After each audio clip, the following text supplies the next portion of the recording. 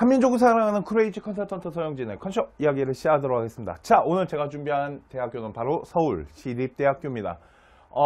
서울시립대학교 좋은 학교입니다. 일단은 첫 번째 국립이에요. 그러다 보니까 등록금이 되게 싸다. 일명 제가 효도대학교라고 하는 학교 중에 하나입니다.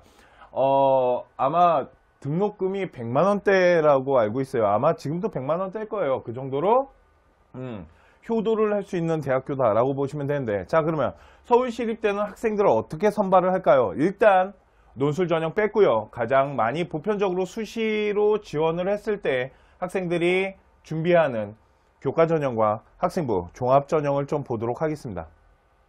자, 학생부 교과 전형이 있고 학생부 종합 전형이 있는데, 교과 전형은 말 그대로 단순 내신 등급을 가지고 선발을 하는데, 1단계는 학생부 교과 100을 봐요. 이게 이제 입시 요강이에요. 그런데 이거를 설명해주는 컨설턴트들은 많잖아요. 그러니까 더 자세하게 듣고 싶으시면 거기 가서 들으시면 되는데, 그냥 하나 말씀드릴까요? 그거 듣지 마시고요. 직접 찾아서 꼭 한번 읽어보셔야 됩니다. 꼼꼼하게 읽어보셔야 돼요. 누가 읽어주면 안 돼요, 원래. 이 부분은 학생이 됐건 학부모님이 됐건 직접 읽어보는 게 되게 중요합니다. 그렇기 때문에 가장 기본이기 때문에 제가 한번 훑고 넘어가는 정도로만 보여드릴게요. 중요한 게 아니기 때문에. 학생부 1단계는 학생부 교과 100이고요. 수능 최저가 적용이 됩니다.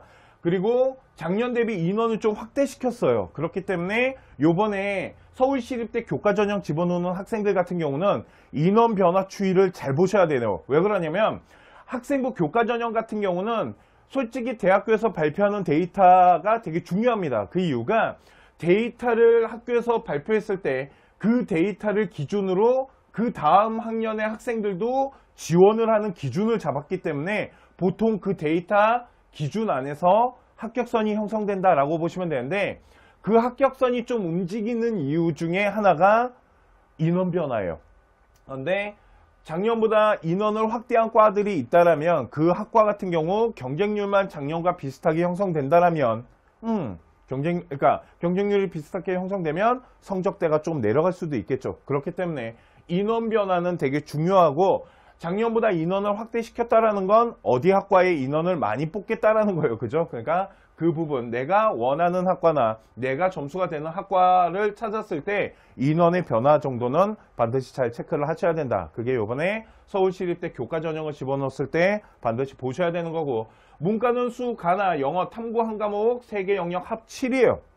낮지 않습니다. 대신 탐구가 한 과목이 들어가는데, 자, 인문계는 수, 가도 들어가고 탐구, 과탐과 사탐을 합쳤어요. 아, 이과 아이들도 교차 지원이 가능할 수 있다는 얘기고, 자연계 같은 경우는 수, 가와 과탐을 보는 걸로 봐서 문과 아이들이 집어넣는 건 솔직히 불가능하겠네요. 과탐 한 과목 3개 영역 합 8이에요.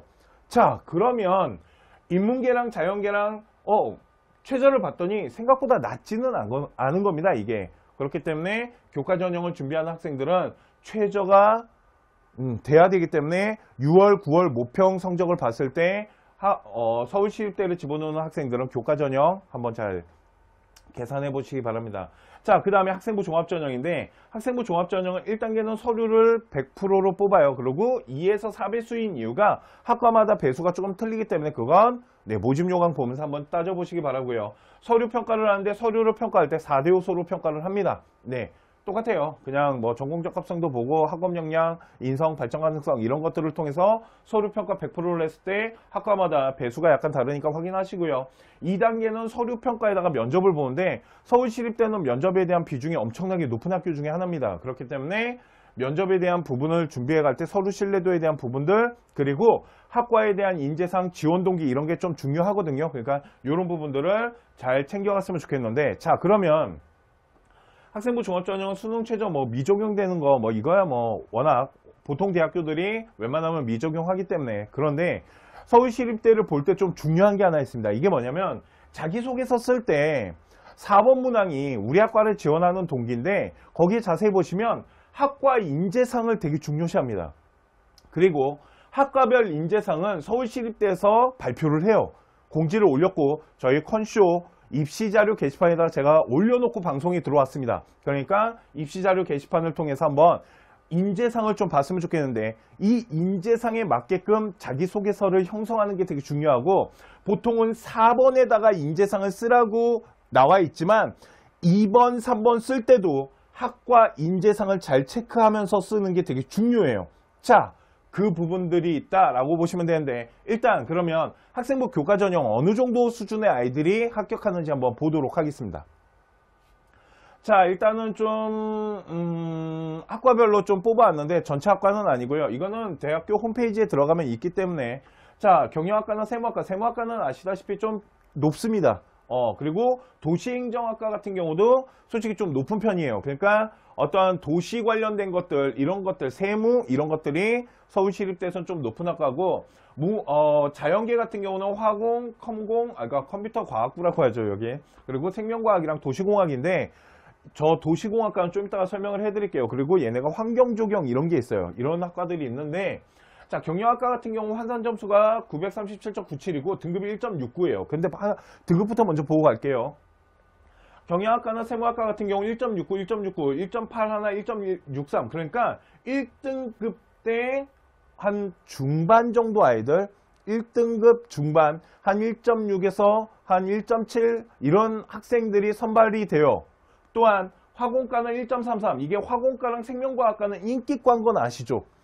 이게 학생부 종합전형을 준비하는 거를 봤을 때 학생들이 생명공학이나 화학 쪽에 좀 인기과가 형성되다 보니까 교과 집어넣을 때도 그 영향을 좀 받아요. 그래서 화학이나 생명 같은 경우는 좀 1등급 대 초반. 아까 제가 그 얘기 드렸던 거 기억나십니까? 교차 지원 가능하다고. 그 이유가 문과가 이과랑 비교했을 때 보통은 이 문과대학이 이과보다 등급대가 더 높게 형성되는 게 보통 기본인데 시립대는 솔직히 문과 이과가 그렇게 큰 차이가 나지 않아요. 그리고 이과가 더 높게 형성되는 이 케이스들이 있거든요.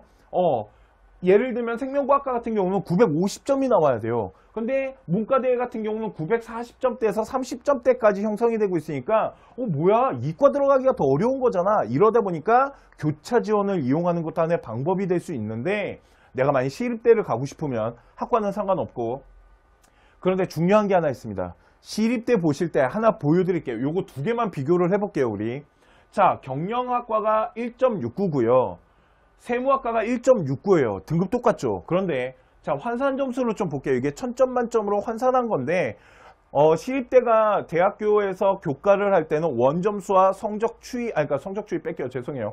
원점수와 표준 편차 그리고 평균점 수강자 수 이런 거 다 따지면서 환산을 하거든요. 1000점에서.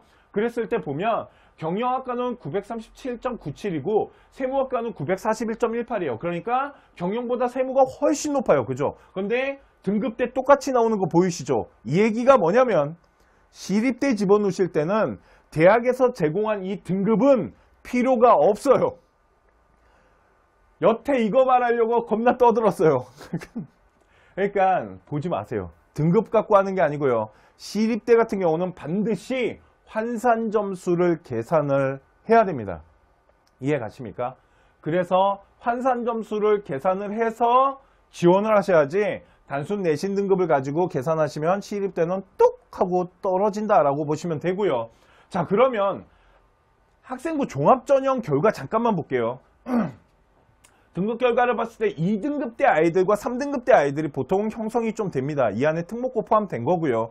그랬을 때 이걸로 하지 마시고요. 요 등급대에 그러니까 우리 학생 지금 교과 전형 아니라 환산 돌려봤잖아요. 이 환산을 돌려봤을 때 이 등급대를 형성하는 환산 점수를 한번 구해보면 되거든요. 이해 가십니까? 무슨 말이냐면 만일 2.12예요.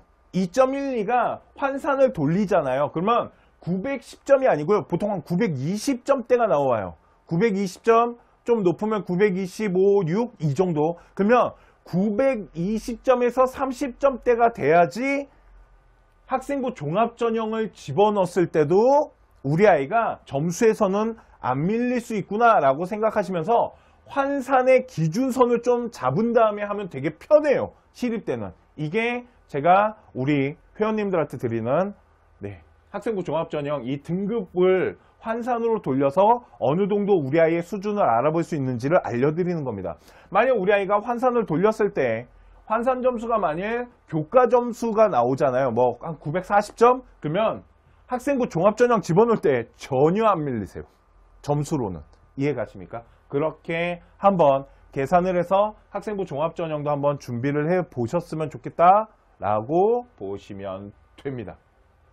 자, 그런데 아까 제가 학생부 종합전형을 준비할 때 중요한 게 인재상이라고 말씀드렸어요. 그 인재상에 맞게끔 자기소개서를 형성하는 게 시립대 준비할 때 되게 중요한데, 자, 그러면 인재상을 몇 개만 좀 보여드릴게요. 어떤 차이가 좀 있는지. 행정학과 같은 경우는 기초교과를 성취도가 우수한 학생, 그러니까 기초교과라는 건 주요 과목들, 국영수, 사, 과, 미안해요. 국영수 4 점수가 일단 성취도가 높아야 되고요.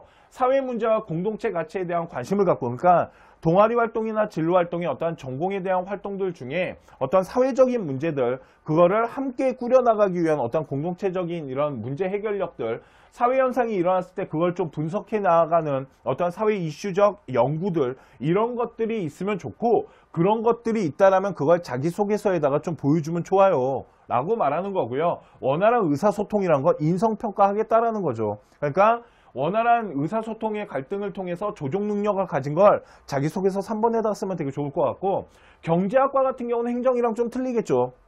자, 다양한 분야의 경제 문제에 관심 좀 있었으면 좋겠대요. 그런데 수학 잘해야 된대요. 왜? 경상계거든요. 수학 못하면 안 뽑는다고 말씀드리잖아요.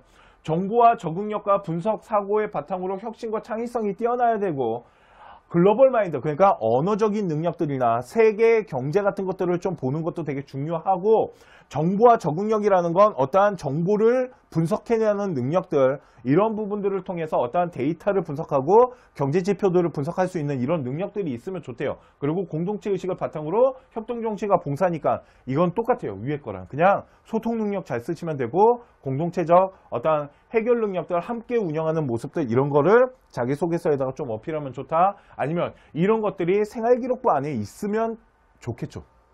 그러니까 서울시립대를 준비하는 학생이라면 인재상을 보고 학교 생활에 동아리 활동이나 진로 활동을 구성하는 것도 하나의 방법이 될 수 있겠네요.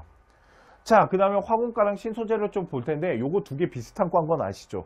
자, 화공과는 기초과학이나 수학 교과목의 깊은 소양, 그러니까 우리 기초과학이라는 건 물화생지, 그리고 수학 과목, 그런데 특히 화학에 대한 이런 부분이 좀 높아야겠죠. 공학적 응용에서 요구되는 창의성과 분석, 그러니까 어떤 화학을 하는 데 있어서 그거를 일상에다가 좀 분석하고 그걸 좀 응용해내는 이런 능력들, 이런 사고력들을 좀 보고, 타인의 공동 목표를 위해서, 그러니까 어떤 팀 프로젝트를 진행했을 때 그거를 어떻게 해나가고, 실험을 했을 때 혼자서 하는 게 아니고 친구들과 함께 협력하는 이런 프로젝트를 통해서 어떤 리더적인 모습들, 이런 것들이 자소서에 들어가면 좋고 생기부에 들어가도 좋겠죠. 그런데 보세요. 비슷한 전공 라인입니다. 화공과를 안 집어넣는 아이들이 보통 신소재를 많이 집어넣는데 좀 차이가 있을까요? 기초과학과 수학물리 화학을 일단 잘해야 돼요. 그러니까 똑같아요. 기초과학 안에 수학물리 화학 들어가 있다고 보시면 돼요. 이해 가시죠? 화공과도. 그런데 화학을 좀 잘해야 되는데 여기는 생명도 좀 들어갔으면 좋겠는데, 그런데 여기에는 뭐가 들어가냐면 외국어 능력을 보기 때문에, 그러니까 영어 성적이 좋아야 돼요. 그러니까 화공과보다 신소재 집어넣는 아이들은 우리 아이가 어문 능력적인 부분 중에 언어, 일명 외국어 능력이 좀 좋아야 되니까 영어 성적이 좋다라면 화학공학과보다는 신소재공학과가 훨씬 유리할 수 있다는 거예요. 이렇게 분석을 할 줄 알아야 된다고요. 자신의 생각에 논리정연하게 글로서도 나타내야 된대요. 어문 능력 보겠대요. 단순히 학점만 하는 게 아니고요. 전공학업, 어떤 신소재나 화학에 관련된 부분에 대해서 내가 흥미를 갖고 창의성을 가지고 동아리나 진로 활동에서 활동한 거에 있다라면 그걸 갖고 자소서를 쓰면 좋으며, 타인을 배려하고 전체 속에서 자신의 역할을 스스로 찾아간대요. 똑같은 얘기입니다. 그죠? 어떤 리더적 성향으로서 자신의 역할에 충실하고 자신이 그거를 주체적으로 해결하기 위해서 노력했으며 그 노력 안에 친구들과 소통이 들어가면 좋겠죠. 이런 것을 가지고 자소서를 쓰면 좋고, 생활기록부 안에 이런 것을 쓸 수 있는 어떠한 키워드들이나 활동들이 있으면 훨씬 좋겠네요. 이게 서울시립대가 원하는 인재상이에요. 자, 이 모든 학과들마다 인재상을 저희가 홈페이지에다가 올려놨으니까 그 홈페이지에서 한번 보셨으면 좋겠습니다. 자, 오늘 제가 준비한 서울시립대는 여기까지예요. 일단은 뭐 고륜기회 전형이나 농어촌 전형 그리고 논술은 다 뺐습니다. 논술은 솔직히 이렇게 이제 뭔가를 방향성을 잡아간다라는 게 그렇게 저는 솔직히 논술은 그냥 실력이거든요. 그런데 논술에 대한 전체적인 논술 경쟁률에 대한 비밀은 제가 방송을 찍어서 올려드렸으니까 그걸 참고하셨으면 좋겠고요. 참고로 그냥 하나만 팁을 드리면 서울시립대 논술은 더럽게 힘들다. 문제가 되게 어려워요. 그렇기 때문에 그 부분을 좀 감안해서 시립대를 준비하시는 학생들은 미리 기출문제를 풀고 자신의 능력이 시립대 문제를 풀 수 있는지 이거를 반드시 좀 검토를 했으면 좋겠다라는 게 마지막이고요.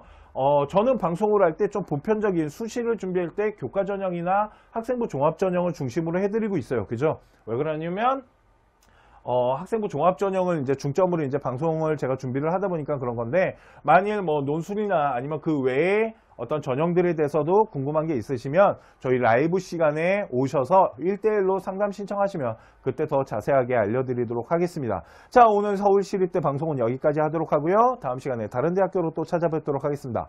감사합니다.